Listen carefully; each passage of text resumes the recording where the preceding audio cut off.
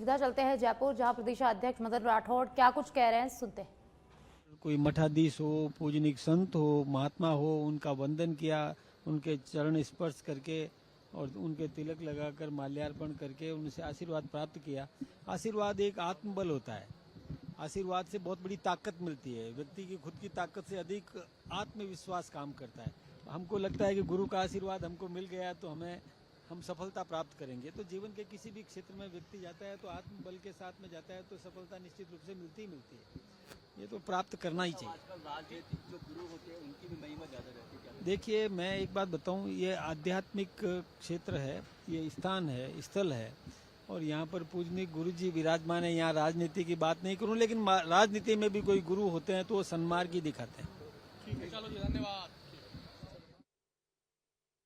खबरों में आगे बढ़ते हैं। सीएम भजनलाल शर्मा का प्रस्तावित कार्यक्रम सिद्ध पीठधाम मुहाना के परम पूज्य कमलेश जी महाराज से मुलाकात करेंगे। सीएम भजनलाल शर्मा जेईसीसी सीतापुरा में मुलाकात का ये कार्यक्रम किया गया है। तो मुख्यमंत्री भजनलाल शर्मा का प्रस्तावित कार्यक्रम हम आपको बता रहे हैं।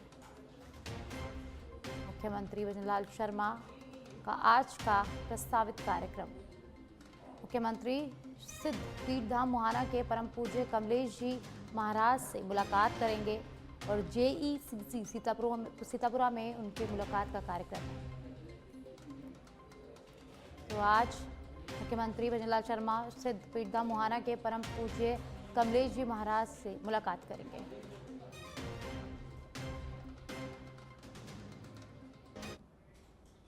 प्रदेश में शिक्षा सत्र शुरू हुए 12 दिन हो गए, लेकिन अभी भी स्कूलों में पाठ्य पुस्तक नहीं पहुंची है।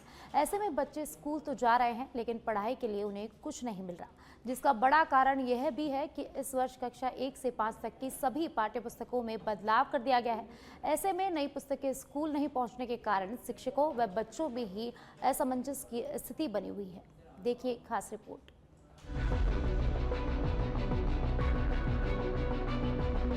1 जुलाई से शिक्षा सत्र शुरू होने के बाद पिछले 12 दिनों से बच्चे स्कूल पहुंच रहे हैं, लेकिन प्रदेश के 40 लाख बच्चों को पुस्तकें नहीं मिलने से उन्हें स्कूल में बैठकर पुस्तकों का इंतजार करना पड़ रहा है। अधिकांश बच्चों को हर वर्ष आधी पुरानी व आधी नई पुस्तकें मिलती थी। ऐसे में जब तक नई पुस्तकें नहीं आती तब तक पुरानी पुस्तकों से भी पढ़ाई करता था, लेकिन इस बार पूरे सिलेबस में बदलाव के कारण नई पुस्तकें विद्यालय पहुंचने के बाद ही पढ़ाई का कार्य शुरू होगा। शिक्षा सत्र शुरू हुए बीते 12 दिन, लेकिन नहीं मिली पाठ्य पुस्तकें। देश के 30,000 स्कूलों में नहीं पहुंची पाठ्य पुस्तकें। हर वर्ष आधी नई व आधी पुरानी पुस्तकों का होता था वितरण, लेकिन इस वर्ष कक्षा 1 से कक्षा 5 के पाठ्यक्रम में बदलाव किया गया, जिसके चलते कक्षा 5 तक के बच्चों को मिलेगी पूरी नई किताबें। प्रदेश के 40 लाख बच्चों को हो रहा नई पुस्तक मिलने का इंतजार। पाठ्य पुस्तक वितरण में देरी से बच्चों की पढ़ाई हो रही चौपट। ऐसे में अब बदलाव के कारण पुस्तक अभी तक भी विद्यालय में नहीं पहुंची, जिसके चलते बच्चे पुस्तकों के इंतजार में बैठे हैं, पढ़ाई भी शुरू नहीं कर पा रहे। हालांकि पाठ्य पुस्तकों का वितरण का कार्य शुरू हो चुका है और अधिकांश जिलों के पाठ्य पुस्तक मंडल पर किताबें भी पहुंच चुकी, लेकिन पाठ्य पुस्तक वितरण के पहले चरण का दौर लगभग खत्म होने की कगार पर है, लेकिन स्कूलों में अभी भी पुस्तकें नहीं पहुंची। ऐसे में प्रदेश के 30,000 स्कूलों के 40 लाख बच्चों की पढ़ाई चौपट होती नजर आ रही है। प्रदेश के पाठ्यक्रम से नेहरू और गांधी की जीवनियों को हटाने के बाद मामला तूल पकड़ने लगा है। इसको लेकर कांग्रेस ने विरोध शुरू कर दिया है। दौसा के पंडित नवल किशोर शर्मा पीजी कॉलेज के मुख्य द्वार पर एनएसयूआई के जिला अध्यक्ष विजेंद्र गुर्जर के नेतृत्व में एनएसयूआई ने टायर जलाकर विरोध प्रदर्शन किया और शिक्षा मंत्री के खिलाफ जमकर नारेबाजी की। ये मांग ये है कि जो राजस्थान का शिक्षा मंत्री है मदन दिलावर, उसने जो हमारे स्वतंत्रता सेनानी है नेहरू जी, महात्मा गांधी जी और हमारे जो स्वतंत्रता सेनानी हैं, जिनका सिलेबस के अंदर पाठ्यक्रम के अंदर जिनके जो उनकी जीवनी थी पूरी की पूरी, उस जीवनी को हटाने के निर्देश दिए हैं और ये कहा है कि जो कम से कम 2.5 करोड़ रुपए की लागत से 5 लाख किताबें छप चुकी थी, उन किताबों को वापस मंगवा लिया है कि नई किताबें छपवाओ, इसमें आरएसएस के लोगों के नाम डालो, जो स्वतंत्रता सेनानी है उनके नामों को। अलवर के राजीव गांधी सामान्य चिकित्सालय स्थित एआरटी के केंद्र में पिछले 14 वर्षों से एड्स से पीड़ित 974 मरीजों की मौत हो चुकी है। इनमें से 68 मरीज ऐसे थे जिन्होंने इलाज में देर की और अस्पताल में ही भर्ती होते ही दम तोड़ दिया। एआरटी केंद्र के प्रभारी डॉक्टर परविंदर सिंह ने बताया कि वर्तमान में 3,853 केस एक्टिव हैं और जिनमें से 2,520 मरीज नियमित रूप से अस्पताल में आकर दवा ले रहे हैं।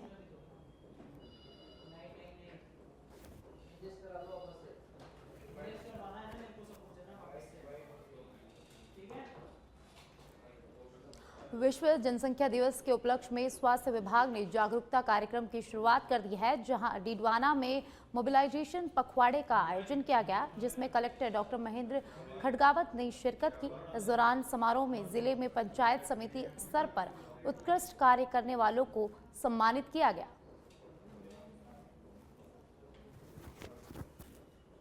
को मनाया जाता है। इस प्रोग्राम के तहत जनसंख्या को नियंत्रण करने के लिए एक मुहिम चलाई गई है और इसके तहत हमेशा 11 जुलाई को जो मना रहे हैं, तो आज हमने ज़िले में उत्कृष्ट कार्य करने वालों को कलेक्टर साहब के द्वारा सम्मानित करवाया गया, जिसमें परबतसर पंचायत समिति प्रथम स्थान पर रही और पंचायत समिति नावा द्वितीय पे रही। इसके अलावा बड़ी छापरी, गच्छीपुरा, ऐसे करके हम 10 लोगों को सम्मानित किया था। और इस दिवस का मतलब तो इसका स्लोगन तो यही है कि मां बनने की उम्र वही। राज्य सरकार की बहुप्रचारित जल जीवन मिशन योजना जिले के वजपुरा पंचायत के राठौड़ों का सैमलिया गांव में समस्याओं का सबब बनती जा रही है। इतना ही नहीं, पाइपलाइन बिछाने के बाद सड़क मरम्मत अधूरी छोड़ दी गई, जिससे गलियों में कीचड़ और जलभराव की स्थिति बनी हुई है, जिससे जनजीवन अस्त व्यस्त हो गया है।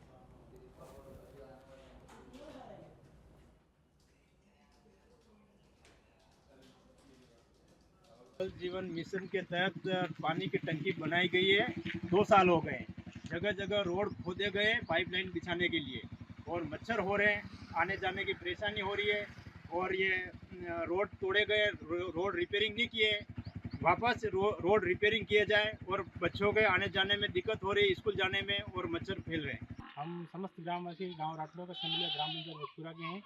हमारे गांव में जल जीवन मिशन के तहत पानी की टंकी बनाई गई और अभी तक 2 साल गुजर गए, लेकिन फिर भी पानी में नल से पाइपलाइन में से कोई पानी वानी नहीं आया। लेकिन सारी गांव की सड़कें हैं, उनको खोद डाला गया है जिसमें पाइपलाइन डालने के लिए, और सब रोड अस्त व्यस्त हो गए हैं, जिसके कारण आए दिन गाँव में दुर्घटनाएँ हो रही है, लोग गिर रहे हैं, पानी भरा हुआ है जगह जगह, और जिसके कारण मच्छर फैल रहे हैं और सांप, बिच्छू वगैरह जानवर।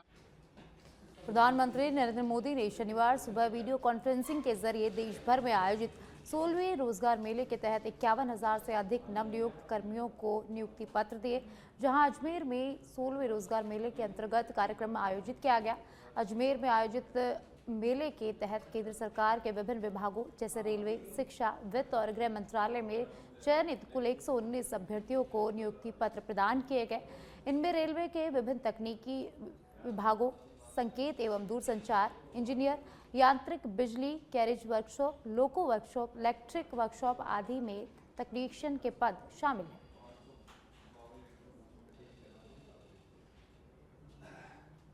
तो आज 16वां रोजगार मेला था। रोजगार मेले का आयोजन किया गया, जिसमें प्रधानमंत्री नरेंद्र मोदी ने वीडियो कॉन्फ्रेंसिंग के जरिए शिरकत की और देश भर में आयोजित 16वें रोजगार मेले के तहत 51,000 से अधिक नवनियुक्त कर्मियों को नियुक्ति प्रदान पीएम मोदी ने किए।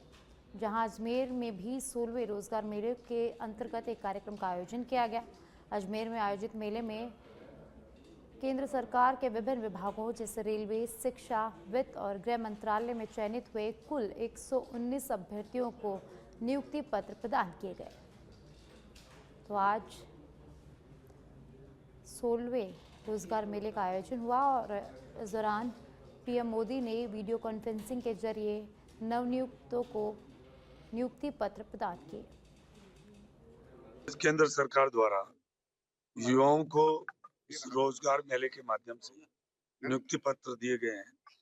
आज पूरे देश भर में 51,000 से भी ज्यादा युवाओं को नियुक्ति पत्र दिए गए हैं। प्रधानमंत्री जी ने कहा था कि हम 10 लाख युवाओं को रोजगार देंगे।